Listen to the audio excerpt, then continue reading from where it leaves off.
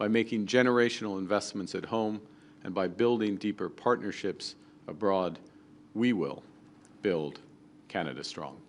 And with that, I'd be happy to take your questions. Thank you, Prime Minister. We're now going to begin with questions from the Canadian delegation. First question, première question, Sarah. Hi, Prime Minister. Sarah Ritchie with the Canadian Press. Have you had any contact with President Trump since Thursday? I have not. Given that President Trump said today on Air Force One, I don't know if you heard this, but in the last hour he said he doesn't plan to meet with you for a long time. Is it worth continuing to pursue a discussion, a meeting, a phone call with him at this point? I didn't see the comment. Look, we stand ready to sit down with the United States, myself with the President, my colleagues with their colleagues, when the U.S. is ready to sit down. We had made considerable progress on a supplement to the trading relationship that we had, considerable progress in the areas of steel, aluminum, and energy, associated areas as well. And as I just said, we're ready to sit down when they are ready to do that. If they're not ready to do that, as those comments indicate, then we were always going to do these things, to be clear. We're going to first and foremost build our economy, build it with generational investments, and you will see that not just the scale of the ambition, but the speed with which we put that into effect in the budget on November 4th, and continue to do what we've been doing over the course of the last few days and over the course of recent months, which is to build those other partnerships and deepen those other partnerships on which we're getting very much traction. Thank you. Next question, Murray. Hi, Prime Minister. Murray Brewster with CBC News. President Trump says he's canceled these trade talks because he's upset about the Ontario government ad. We've heard from the Business Council of Canada and even some of President Trump's own advisors who suggest the frustration with Canada runs deeper. So is this about the ads or is this about something else? Well, look, as I say, and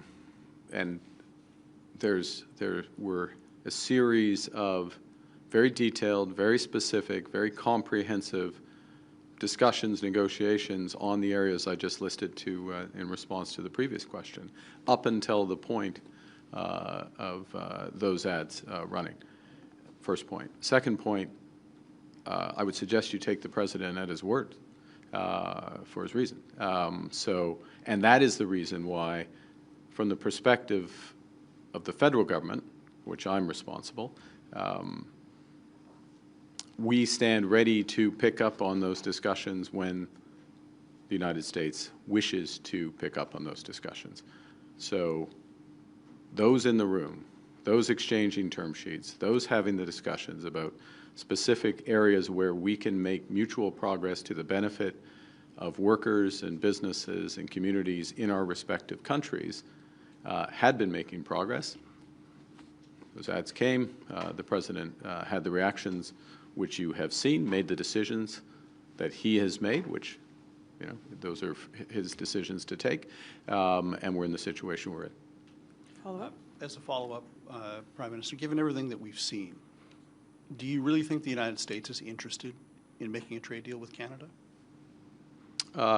Look, we are their second largest trading partner. We provide a series of essential goods for their economy. We are one of many providers, but we provide in some areas essential goods for their economy. And we create more room for them to do other things. I'll give you an example.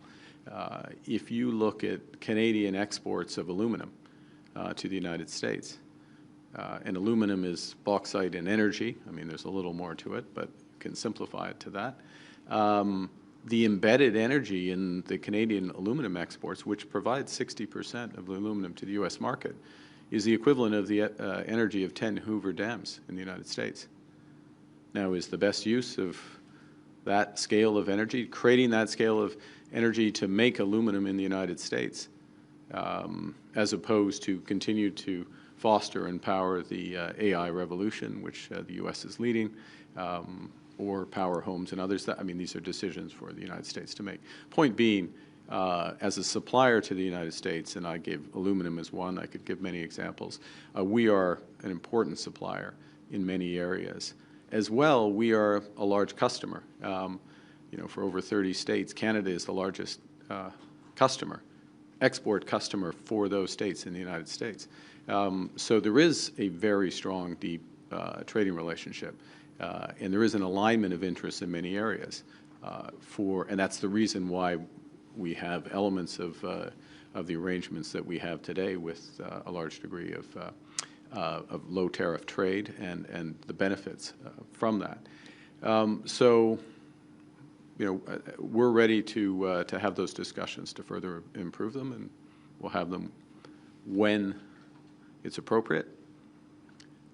But we're not resting because we can build. The return on building at home is far greater than the hit from trade turbulence with the United States, and the opportunities internationally are considerable. And candidly, Canada has not focused on the relationships to the same extent as we should have in any trading environment with the United States, let alone a situation where they're changing their trade policy.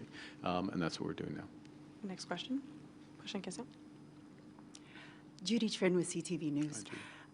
Donald Trump says he doesn't want to see you at all at APEC. Has the Canadian government given any consideration to the possibility that he doesn't want to negotiate, and do you have a contingency plan for that? We have lots of, yes. The short answer is yes. To your follow-up, no, I'm not about to detail those contingency plans. But I will go to the big, obvious plan that is there in plain sight and will be further detailed in the budget on November 4th. And we have been saying this for months. I said this before I was elected. Emphasize the importance of us giving ourselves far more than any foreign government could take away, whatever the trading environment. And that's to build at home and to build strong at home. And we intend to unleash hundreds and hundreds of billions of dollars of investment right here at home. Well, not right here, but metaphorically there, at home in Canada, while we're building these partnerships. Less than a month ago, you were at the White House. You seemed very cordial, friendly with President Trump. The two of you were joking. You said you were going to walk away with a good deal. He said that we would be very happy. Is the U.S. toying with Canada? And how did your relationship with Donald Trump go south so fast? It's a question for him. Next question. Yasmine. Yasmine Mehdi avec Radio-Canada. On Merci. avait l'impression dans les dernières semaines que les négociations avec les États-Unis avançaient plutôt bien. Oui. Qu'est-ce qui s'est passé? Est-ce que c'est la publicité ou est-ce qu'il y avait autre chose du côté américain? Tout d'abord, je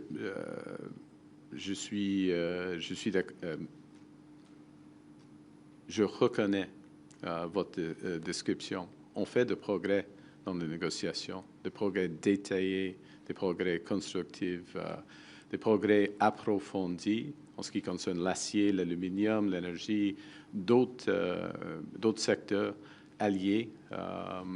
Et ce n'était pas fini, c'est évident, ce n'était pas fini, mais on était près d'un accord. Okay? Ensuite, il y avait les publicités. Et tout est changé, où la position du gouvernement américain a changé. Ça, c'est évident. C'est pas plus compliqué que ça. Par rapport à M. Ford, j'aimerais savoir, est-ce que vous lui avez